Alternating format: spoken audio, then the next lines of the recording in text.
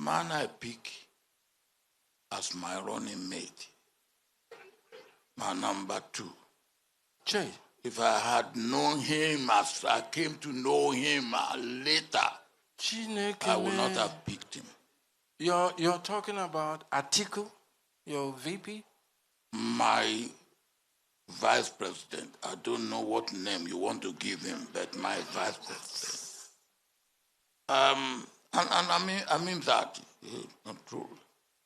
But of course, what I know about him later makes me thank God, because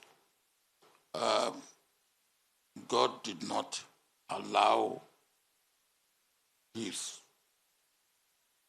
actions and reactions to overwhelm me or to divert my own focus from Nigeria, or to harm Nigeria even. So, and then there's no bitterness, because, well, he did things that he believed he should do, and God did things that God had to do, which makes me to be able to achieve what I was able to achieve. So. Hello, everyone. Of course, you heard former President Olusegun Obasanjo there talking about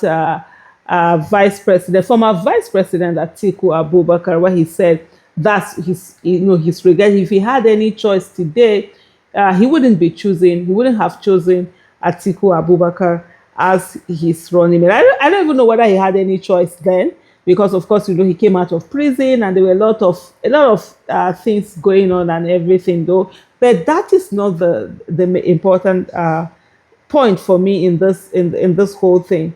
Is the fact that someone who 27 years ago was a vice president was chosen as a running mate, who even the person that chose him is saying that if he knew what he knows about him today, he wouldn't have chosen him, is a person that some Nigerians feel that we should go with.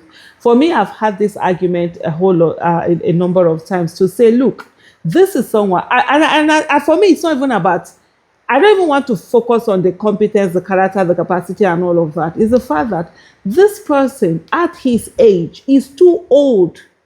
And this is not ageism.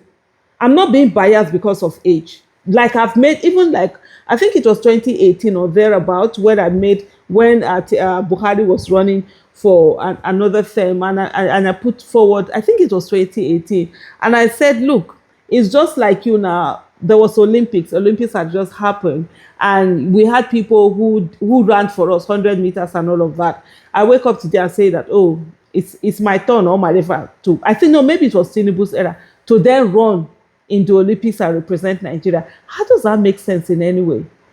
Age is not on my side. Even if I was a good athlete or whatever, I could do it before, whatever. At this stage, age is not on my side. And so nobody's going to be bringing me in there. You're not going to have your Super Eagles team and then you're going to bring all those, the likes of Okocha, Daniel Amokachi and all of that to make up a team and say that, oh, there you're putting them in. Why? Because age that will not allow them do the things that they're supposed to do. So it's not ageism. It's the same thing we are talking about here. This is someone who was, vice president 20-something years ago. This is someone, even if like Nigerians would say, not the football age, the real age, someone in his 70s and all of that. And we are in a place where you want to have that kind of a person in office. I said to someone, the other day, we were all in ADC together, and this whole thing about, hey, Atiku, the North will not vote Peter Obi. I'm sure you people have seen how much of a lie that one is. The North is going to vote for Peter Obi. They're already campaigning for Peter Obi, so let's even rest all of that. And then he kept saying it, and then he feels like, oh, Atiku. I had to look at him in one of the meetings that we had, and I said to him, look, there should be a place where, how did I even put it? It wasn't remorse. Remorse was not the word that I used. But I think there needs to be a place where there's retrospection, where you sit back, you go back, and you look at the issues to say, you made a mistake before, so how is it that this is not also a mistake? Because he was one of those persons who, in short, who were not not only the front, like the financier of Bola Ahmed Tinubu. Yeah, it's one of the financier. The man is loaded. One of those Nigerian billionaires, you understand? Businessman, everything. And I said to him, you're one of those. Now you know that he's a disaster, and you're pushing this Tinubu down people's throats. You understand? You're pushing him down people's throats. How does that make sense?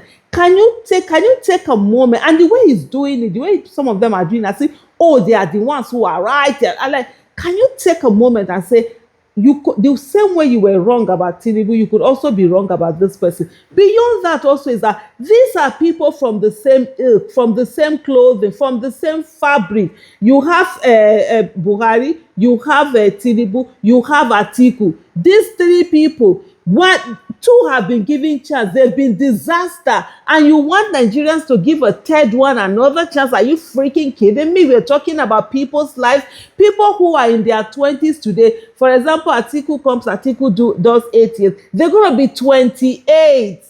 People who are in their 30s are going to be 38. People who are 16. Let's say even people who are just turning, teenagers, 13 years, they're going to be 20 something. At the end of the day, that is a whole generation being destroyed. You're going to have a disaster. You went from, Buhari's disaster all the way to Tinubu's disaster. Now you want to have an Atiku's disaster? Please. I'm 52. When do I get to be president? Some of them feel that, Peter Obi is young. As in what? 65. Mr. Peter Obi is already 65. That's old.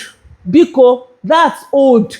Even me that I'm 52, we don't already reach old. So when do I get to be president?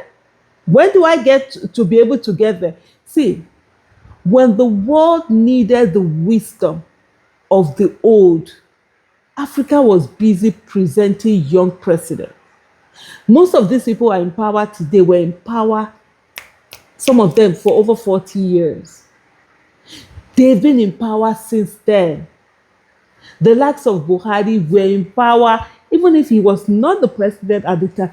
In the 70s, they had major power, and they came all the way to their 70s. They were still in charge. Today, the world needs the innovation of the young. And Africa is still busy putting out old people that should be in retirement homes. And then the next thing, you have someone coming out to come and tell you that, he's old enough to be your grandfather. Why are you holding him accountable? Why? If he's old enough to be my grandfather, he should go and stay in the village, so that when we come, we're going to kneel down and talk to them and dobale for them. But you can't occupy office where you're handling or maltreating the lives of people, and you expect that citizens are just going to be quiet and not do anything because you're old enough to be somebody's grandfather or father. We're not looking for father or grandfather. We're looking for the president of the Federal Republic of Nigeria. And whoever it is that is going to be should be someone with competence, character, capacity, someone who can do the job, and someone who has the capacity to do the job. Thank you so much for watching. Bye.